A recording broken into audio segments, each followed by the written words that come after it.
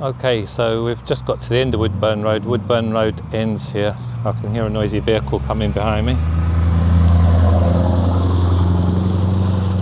Yeah. Got a bit of a noisy exhaust on that. Anyway, end of Woodburn Road, so that ends here. And as I turn around, this now becomes Teal Path, going round to the left here and along this short bit. Can't quite remember where Teal Path ends. I think it still continues on where it's green up above, up in front. We're going that way in just a sec anyway. Teal Path definitely goes round to the left.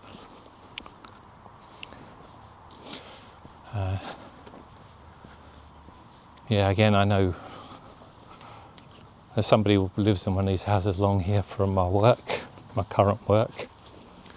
And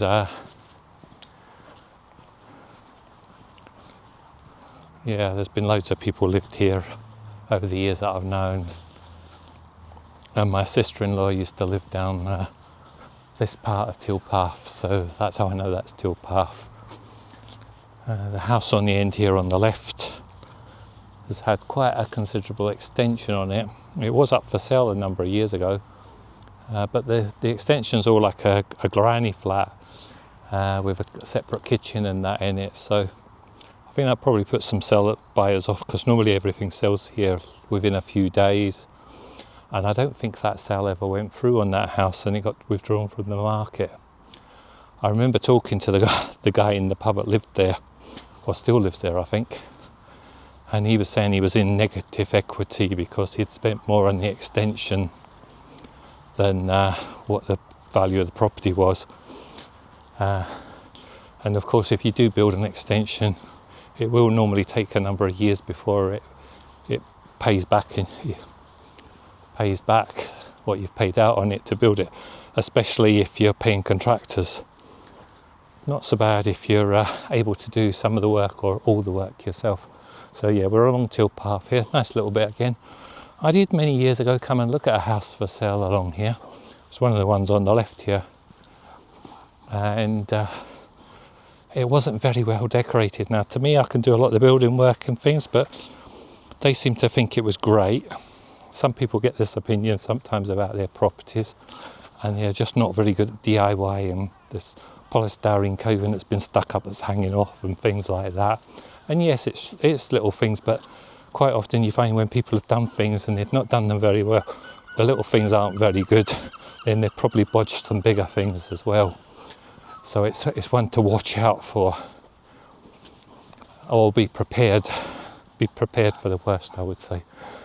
So this is actually part of Bitey Crescent, looking down this way to the left, and we've all been going back around that way in just a little bit, but in fact it's Bitey Court, these houses, so this part becomes Bitey Court here on the right, and on the left, or from this point onwards, straight on up to the end there, is Jura Crescent.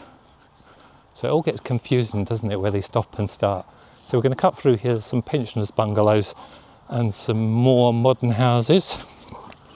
I've got a friend that lives through here as well, or somebody I used to work with many years ago. And I actually went to visit them 10 years ago. I went to their old house, knowing they probably wouldn't be at their old house. But I asked if they knew where they lived. And they told me, oh, they live in Woodside. It's like, oh, I live in Woodside. Do you know where they live? And I think I got a phone number or something and was able to contact them. So they actually live in one of the houses just straight ahead of us through there. To the left here, there's a nice little green as we're coming through here, a little play green, a little bit of woodlands. Never been up that end there, so I don't know how far that goes. But there's some nice little, I think these are 1-bedroom bungalows, 1 or 2-bedroom pensioners bungalows. But they've got quite a decent garden with them, and these people do keep their gardens very nice. So it is a lovely bit around here, although these houses have not got such big gardens. And again, there's a couple of bungalows joined on down the bottom. Well, there's 4 bungalows joined on down the bottom. Is it 4 or 5? My count keeps going up. 5 bungalows joined on the bottom. So there's a mixture of houses and bungalows, but friend of mine lives in one of those houses. Then there's some more bungalows around here. Quite a lot of bungalows in this part, but these are beautiful, beautiful gardens. When you see them in the summertime as well, they are really nice, and the people that live in these gardens, yeah, they do live in these gardens, because of the amount of maintenance and that, and the way, how nice they keep them. So even this one with this very plain and simple, but it's neat and tidy. Nice little bit of green grass and a hydrangea there. Obviously not flowering at the moment, wrong time of year. More bungalows down the end there and houses. And then we come to some flats. Don't know anybody that lives in these flats. I've seen the flats up for sale from time to time. So there isn't a lot of flats in this estate. Most of them are in blocks of 4, which are the older ones, but these are much newer. So we're now going to go round to the right. Incidentally, these little red boxes that you might see on my video from time to time, the ones that aren't poopy buckets, are for the post office, for the posties to put their parcels in. So sometimes posties come out and put like a load of letters or whatever in there for them to deliver, so they don't have to carry big bags about with them. So we're going on to Jura Park here now. There's the nameplate, and we're going to go round to Jura Park. It's also Jura Park down that way, I think, but I'm going to stop just for the minute because I've got something to do, and then we'll continue on.